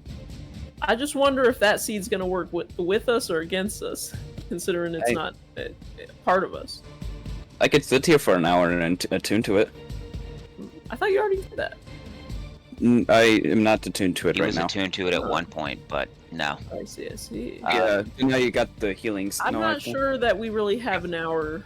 Just Ways. put this seed in the machine and let's see what happens. Oh. Well, just put it in the machine. I mean, there's 5 of these roots here. And there's 5 of us. 5 of us. So get in a circle. Let's do some rituals of our own. Why not? Alright. Did we make a ruling on whether or not I actually do have a seed in, Oh, You're gonna have to crystal in your hold. hand. I guess you're gonna have to hold that one. Yeah. Put it up against. Oh, the big one. Hold the big. Hold the big No, the one. big one goes in the machine. Well, I'm fairly certain you still have one more shard floating around amongst all of you. Okay, let me Cool. check. So, we'll toss it over to Mr. Rothan. I think. Does he have one? No, he does not. No, Oh. All right. I I was see it, joking. if we're draining the machine, why do we need to put it in the machine? Let's just smash it on the ground, and then it'll shard into place here. And don't. Is that a good? I don't. If that's what it takes, but I don't really want this weird No. magic mumbo jumbo into me. Put it in Unless the I can machine. take it out later, but you guys had problems taking it out. Yeah, we can always chop your hand off. I kind of. Wait, I can have a plant arm. Okay, do it. Okay. Classic. So what are you doing? Smash it on the ground. No, we're not smashing it on the ground. We're putting it in the machine. Okay. Putting the Good. big seed in the machine, Yes. just shoving it in. Carefully placing it. Okay, I Yeah, shove I mean- it. I shove big seed in because smart guy told me to. Well, okay, so you hold up that seed, you pull it out from your bag of holding and hold it upward, shoving it towards this machine, and as you do so, it begins to levitate upward, almost as though it's being drawn towards that central gyroscope of rings that are in the center of it. It goes shooting forward, latching into the center of it, and as it does so, the entire structure around all of you seems to glow brighter and pulse with even more energy. The room flashes brightly, and all of you are blinded immediately by this light. Bad plan. To the people who are watching at home, it's morphin' time. Each one, as the light washes over all of you, you all feel the sense of warmth fill your minds. Your perception is pulled outward along the growth of this tree that is quite literally budding outward. You feel your minds expand along this line of power that goes from the machine you're all currently focusing around, and follow it down towards the center of the earth, where the second of those seeds, the one that they originally had, was shot down towards. You feel that your connection with that, and you feel the entire length of this tree that is both absorbing the mountain around you and growing around it and through it at the same time. You feel the tree separating, the roots of it beginning to revitalize and grow strong, splitting and pushing the ground all around Loroupa. You can feel this connection. Those of you who have the crystals in your hand, Tomas, who you threw the crystal to, and he caught in that last moment, right before Blaznir was pushing the other the seed towards the machine. The connection that you have to that seed, Blaznir, allows you to see this scene as well. And you watch as the tree begins to split the planet, but through its growth. It's growing even bigger and bigger around you. You can watch as your perception goes outward, and you can see the armies fighting in front of the tree as the ground splits around them, separating two sides. You see more cracks being forming now along the surface of the continent, cracking along, splitting, creating huge rifts and canyons, and you sense something. You sense this connection that you currently have to the tree that is growing through the seeds you're connected to. You sense that you have some control over this. You sense that the tree itself is alive, a living entity in and of itself. Blaznir, as a druid, you have this inane connection to the land, and the spell that comes to your mind is the spell to control plants, to control growth. And all of you begin to realize that you have some control of the root. It doesn't have to destroy the land. It can, in fact, cradle the land around you. But it's going to take a measure of control that none of you have ever held before.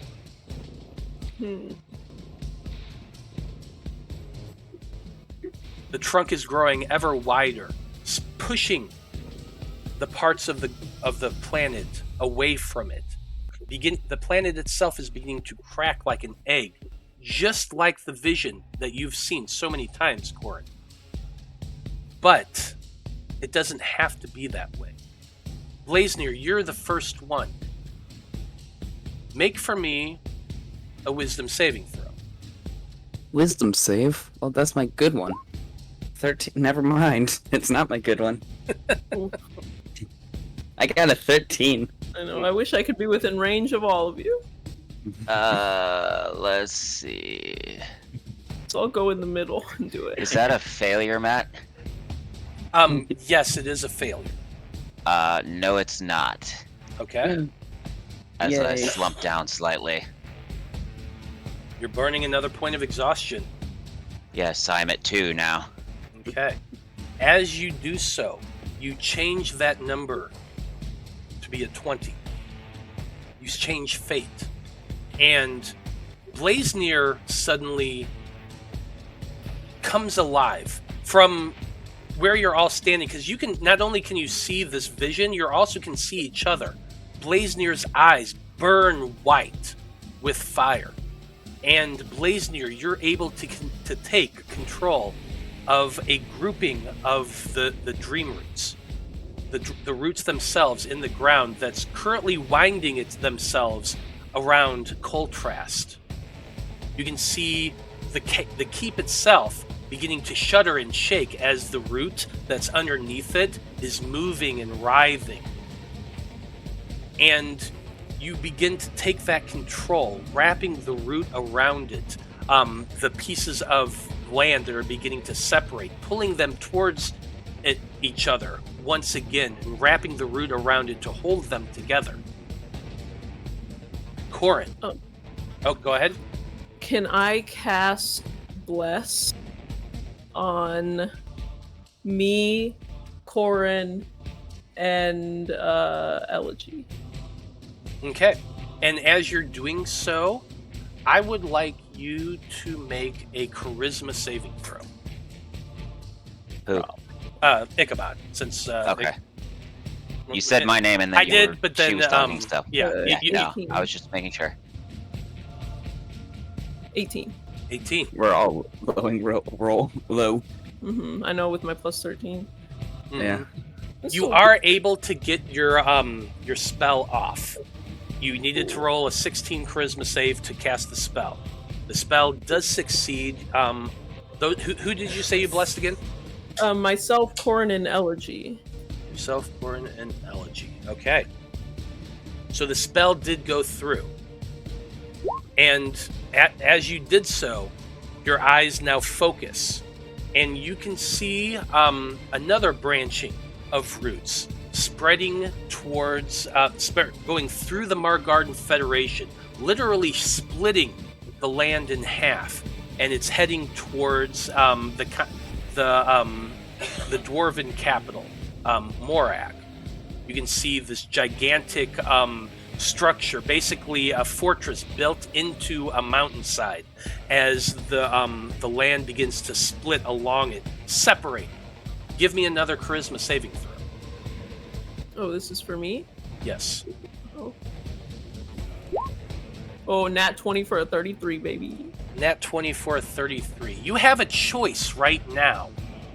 You can you can control the dreaming tree and allow it to bypass around Morag and essentially keep the continent, or at least that portion of the continent, whole.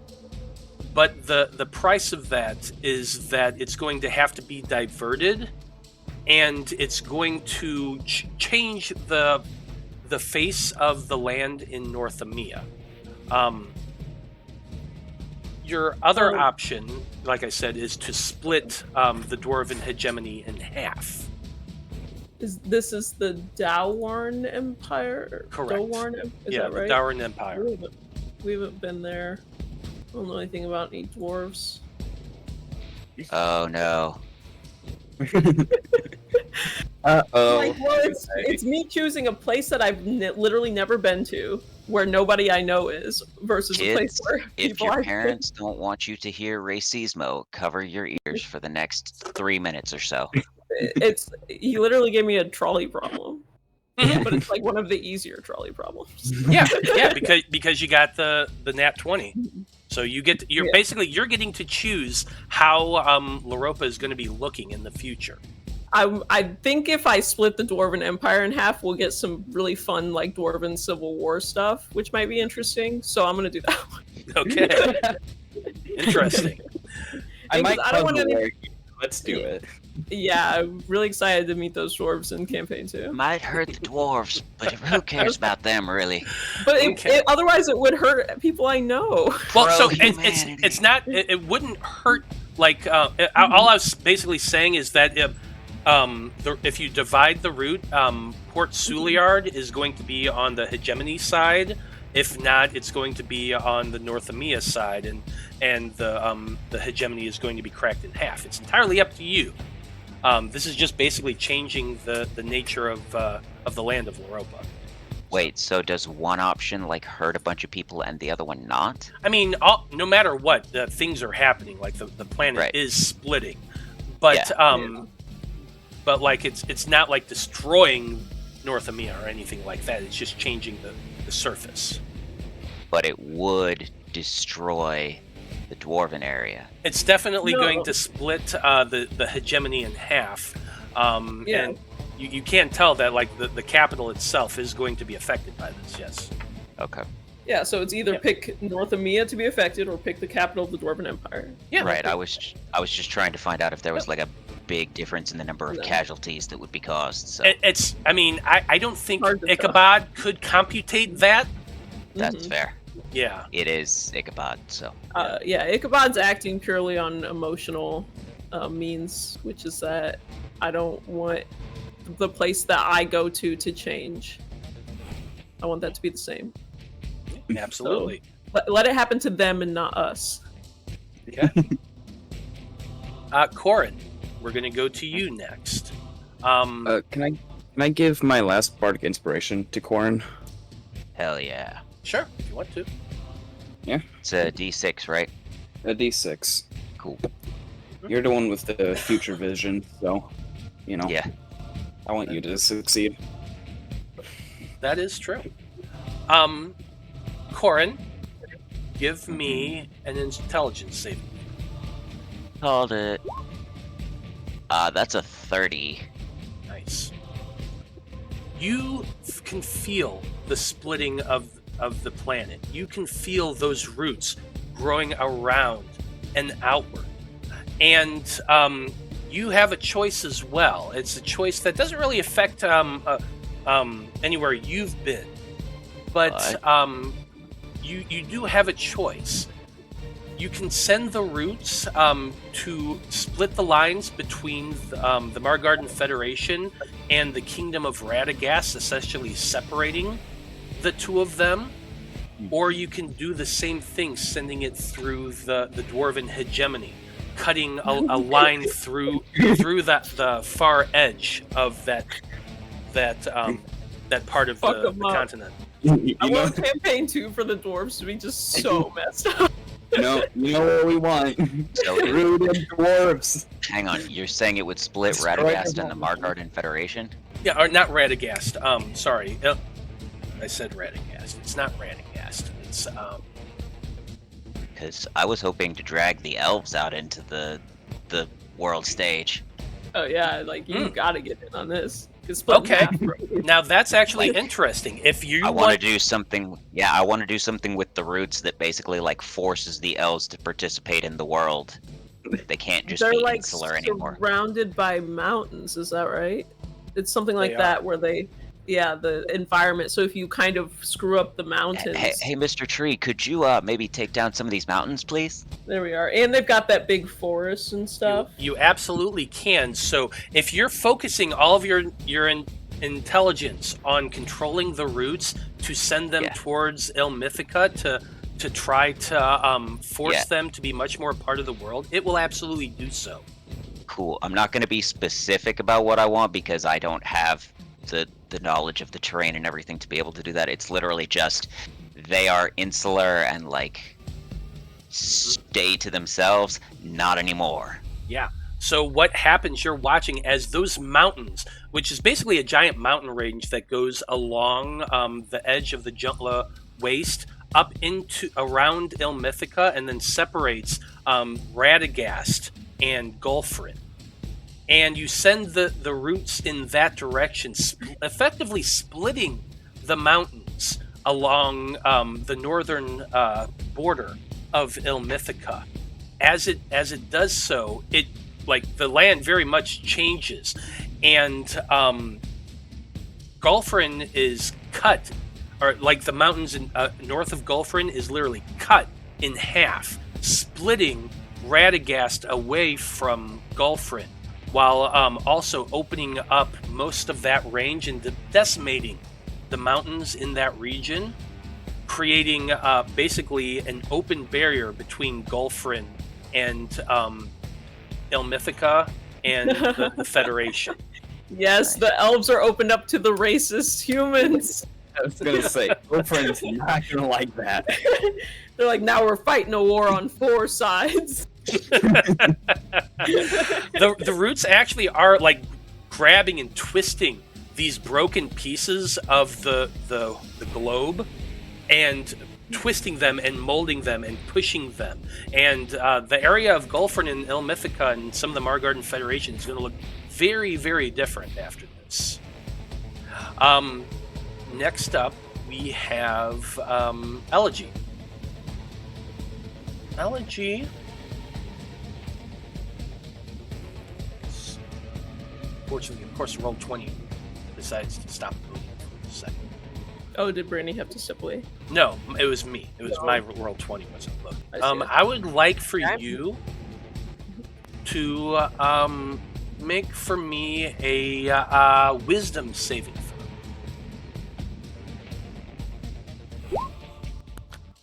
That is a 10, but I am going to use my. Hold on a minute. Because this is a saving throw. Uh-huh. Don't use this again. I'm re-rolling that. Do it. 19. That's a bit better. That's quite a bit better.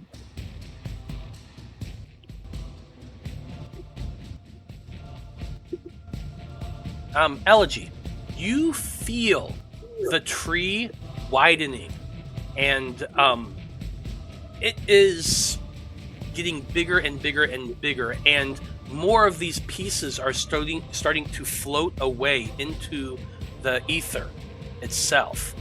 You take control of the tree, pushing those roots outward to grab onto the parts of the land that's starting to drift away from the planet, pulling them back towards it.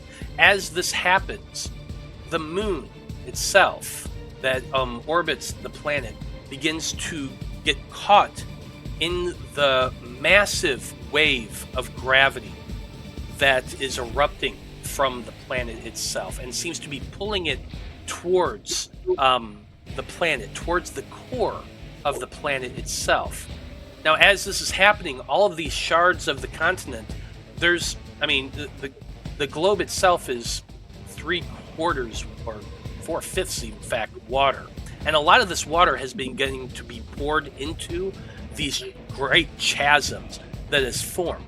But as that's happening, the moon that's being guided into the center all of the waters begin to flow into the moon itself and swirl around it. And you're watching as these waters swirl more, caught in the gravity of the moon itself, and the waters start to rise back upward into those negative spaces. There's no face on the moon, right? No, there's not. Good. The moon actually, we've never talked a whole lot about it, but it's the moon itself is actually blue and kind of cloudy looking, and you would know this, Corrin, that it's actually there are portals to the plane of water that exist on the moon, and so the moon is actually a gigantic watery surface. Oh, that's baller. Yeah, you would know this as a wizard, and all of you can see these things that are happening, though only somebody is controlling it. And the planet that the moon that has the water portals in it seems to be maintaining the oceans around Loroupa. Last but not least is Tomas. Did she not have a choice to make? No, because you have to roll over a 20 to make a choice. Ah, No, gotcha. it's That's cool. because you and Ichabod are favorites. We don't get to make a choice. Oh man, it's starting. We gotta I'm get just even more the neat. teacher's pet, I guess. Yeah, I give Corrin everything. It's ridiculous. Yeah. Blah blah. I mean, blah. isn't he the only one with a legendary item? For real. Just saying. I don't know, man. All I did was ask for a crown to wear. I'm trying to be funny, and you guys are rude. Yeah, I got the funniness. I was getting in on the joke, but apparently that didn't come across. Blaznir's ruining it for me. Don't worry, children. Daddy loves you all equally. Oof. Tomas rolled a 16. Is anybody able to do anything about that? Yes. I can give him a pound. I'm like, nobody. Well, actually, hold on. Elegy should make a choice because she had my bless, so she would get at least a 1 on that bless. Oh, This I is forgot about true. that. I forgot about that. Get in here, Yeah. Elegy. Sorry, Tomas. Hold on. Yeah, I wish you would have mentioned that like a few minutes ago. That's okay. Anyway, it's all good. So yeah, we forgot about bless, so you do have that, and it would have at least given you a 1, so that is a 20. You do have a choice. This choice actually concerns the Juntla Waste itself, because the Juntla Waste is literally being split right now. You have 2 options here. One of them keeps the Juntla Waste mostly together, so that all of the major cities within the waste are all within the same continental structure.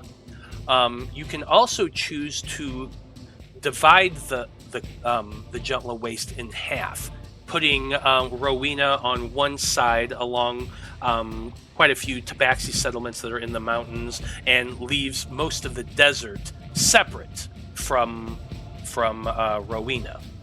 So basically, you get to, your choice is, do you keep the Juntla Wastes whole and mostly the same power structure, or do you divide it in half, leaving Rowena on one side and most of the desert on the other? How much did this area irritate us? A lot. A lot. I feel like if you did that, it might make it harder for the Zaim to control that whole area. Like if I split it in half? Yeah, that doesn't mean there won't be another equally bad guy, but I do like the idea of fucking shit up for the Zaim. Yeah, we don't even know what this Zaim's doing nowadays, but it's worth a shot. Yeah, I mean, let's split it. Split it in half. Okay. With your control over the routes, you send them southward, going in a direct southern line, cutting the Juntla Waste effectively in half. To the west, you see Rowena, which is still very much decimated from the dragon attack. Watch them all shift and push outward. Fortunately, you're keeping the roots from hitting the city itself, killing all of those people. And instead, it basically divides the Juntla in half, whereas Vesipurin is on one side and Rowena is on the other. It also the salt shores are on the eastern side now as well, which may or may not come up. Now, the last thing was Tomas. He rolled a 16, which was a failure. Did you say you were going to do something about that, Corrin? Yeah, I'm just trying to decide because I have two options and one of them is worse, but it's guaranteed. Don't kill yourself. You take the third level exhaustion. It won't kill me to take the third level exhaustion, but if I chronal shift it, all he gets is a reroll, and it doesn't necessarily mean that he wouldn't roll worse. Yeah, his wisdom kind of sucks a little bit. So, fuck it. It's go big or go home. I'm taking the third point of exhaustion. Oof. Okay. You take So that I'm third. Up to disadvantage on ability checks, halved speed, and disadvantage on attack rolls and saving throws. But he succeeds. But he succeeds. And with the 20 that you give him, his focus seems to be more on the northeastern kingdom of Hyrule. He is he guides the routes so that they split along the edge of the mountains, keeping, for the most part, the boundary lines intact. He guides those cracks so that the Dwarven hegemony isn't losing any more land than it already has, or at least that side of it, and keeps the line of Hyrulean intact. Basically, it splits it so that blanking on the name right now of the city, Lavarin. Lavarin is now on the same part of the continent that Hyrulean, which used to be a part of the Margarden Federation, and basically leaves that stretch of the Margarden Federation connected to the Dwarven hegemony. As this is happening, the tree around you is growing bigger and bigger. The branches are starting to reach outward and grow, budding, creating leaves that open up as the tree grows bigger and bigger. But as these roots wrap around these different parts of the planet and pull it back down, it's almost as though the tree is cradling these separate sections of Loroupa, binding them together. The seas split and seem to be pouring water from one broken piece to the next broken piece. But overall, the atmosphere is maintained. You all can see now this gigantic tree holding these pieces of the planet together, keeping everybody essentially alive. Now, the death toll is... Like, Corrin, you're smart enough to calculate death toll odds and things like that, and it's probably staggering. But it could have been so much worse. Regardless, I will still probably be emptying my breakfast. Just at the sheer horror of the thought of a number that I can like understand and visualize but not even fully comprehend. Mm-hmm. You know, that whole thing of one death is a tragedy, a million deaths is a statistic. Mm-hmm. Yeah. And while there's no way to really say how many are currently dying or could have the potential to die, you definitely know that with your control, you've managed to block pretty much every major city other than Morag. Sorry, Morag. Yeah, sorry, Morag. I don't think you are, but sure. Not my problem. I know everybody's gonna be mad at me because I did the one thing that actually really affected I would have too. Hey, So- whatever. Yeah, I did something too, so you know. Yeah. No, I'm not saying you didn't do anything, but I'm just saying that it split the city in half, you know. Can I No, do one not thing? Are we still, focusing on this ritual right You are, now? yeah, you're still connected to the root or to the tree right now. Okay. Go ahead. You still have time. No, to do I so. have to. I wanted to. I wanted to cast a spell on Corrin, but that's a touch spell. So Ah. Yeah, you probably wouldn't be able to do it right this second, but the thought at least crosses your mind. As the tree grows bigger and bigger, the other seed, the one that has been burning energy off, glows brighter as well. And you see this energy lash out against the far wall, crackling along its surface. You're all of you are forced to pull your senses back away from the tree, and you look over as this blue arc of energy scratches along the wall, creating an arch. And then you look at it and you start to see runes, glowing runes, being burned along it as well. There is a split along the center of this arch, creating what looks very similarly to be a door. A door being burned with arcane fire along the wall. As this is happening, the energy around you flares again.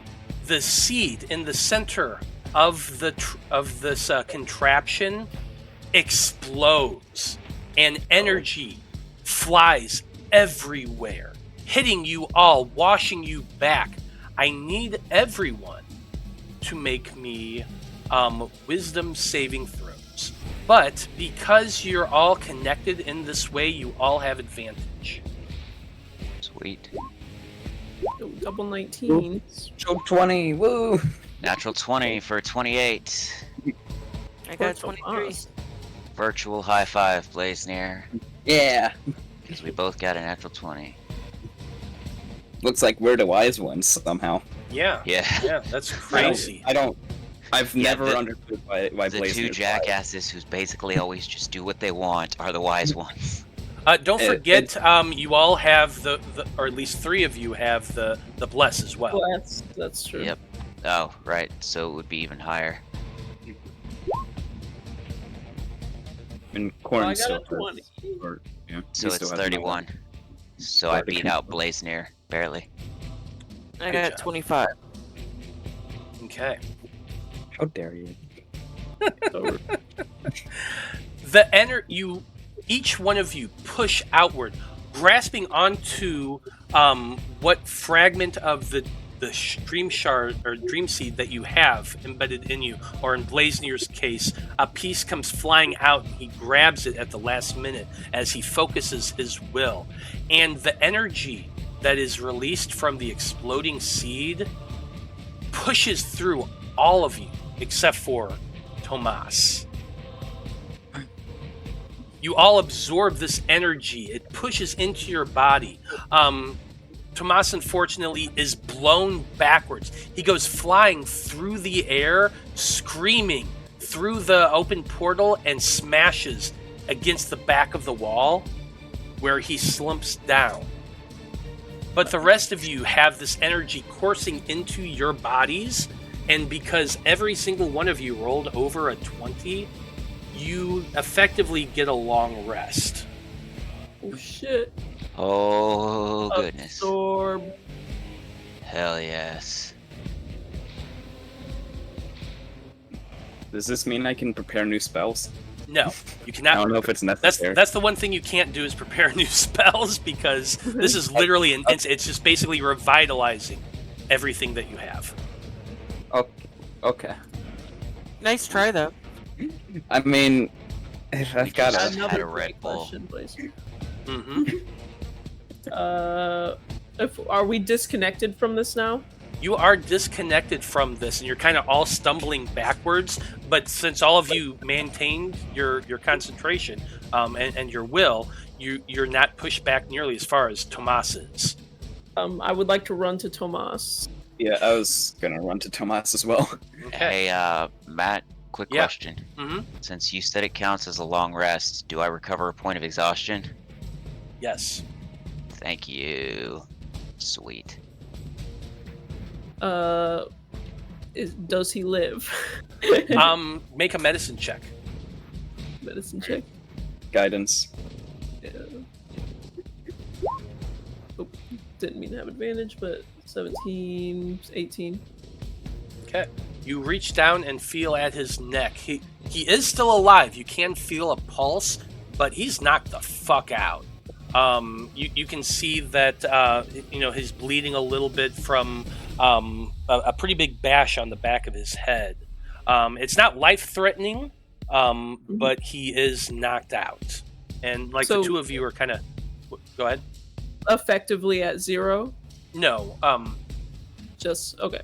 He's This just is this is more scenic descriptive. stage knockout Okay. Yeah. Okay. script. Yeah. Yes. And you're both kneeling down, kind of looking at him. He could definitely use some healing, but it's not like a horrible wound. But then you all kind of hear this crack, and you all look back towards that door that's being burned into it. The runes all flare, and you can see at the door beginning to open outward like this.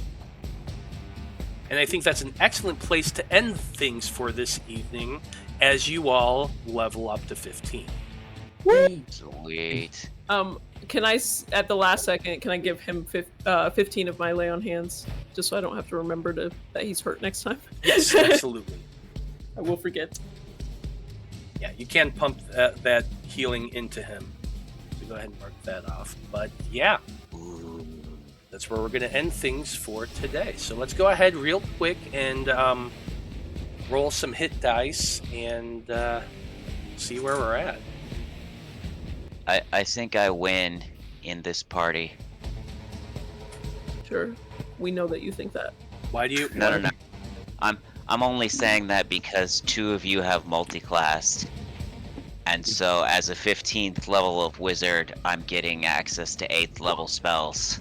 Mm-hmm. That's the only reason why. Cause damn, that's some power. It's okay. I got 6th level spells now. Well, I, for one, think everybody made the decisions that makes their characters the most fun for them. And that's a win. So, it won't be a past judgment. Absolutely. Okay. I'm not passing judgment, Oh. just enjoying the feeling. I- I've never gotten this high level before. I've gotten a spell I've been wanting to get for a while now. Yeah? This is awesome. What's the spell? You can let me worry about that, buddy. Okay. Don't fret yourself, kid. Just trust. It's gonna be fun if I ever get to cast it, even though we're finishing the campaign soon. You Speaking just of cast spells next that time, could be fun, I could get Nice. Demiplane. I no longer need to eat or drink, Oh, That's and pretty eighth level cool. sucks. and I can't get old. I have improved Divine Smite, so all of my attacks deal an extra 1d8. Nice. Troll weather is an option. Get messed up, fools. Well, this is it, folks. The Debauchery Circus are heading into the end game, and through those doors is not something pretty, but we're going to be finding out more about that here next week at 3 o'clock. So, thank you everyone for watching this evening. We very much appreciate you tuning in and hanging out with us. Come back next week as we see what happens as the circus face down whatever's coming through that door. Should be a lot of fun. But on behalf of everyone here in the circus and everyone in the Fab 5 crew, I just want to say thank you, folks. It's been a delight. So long. Good luck. And until next time, stay debaucherous. Good night. Bye.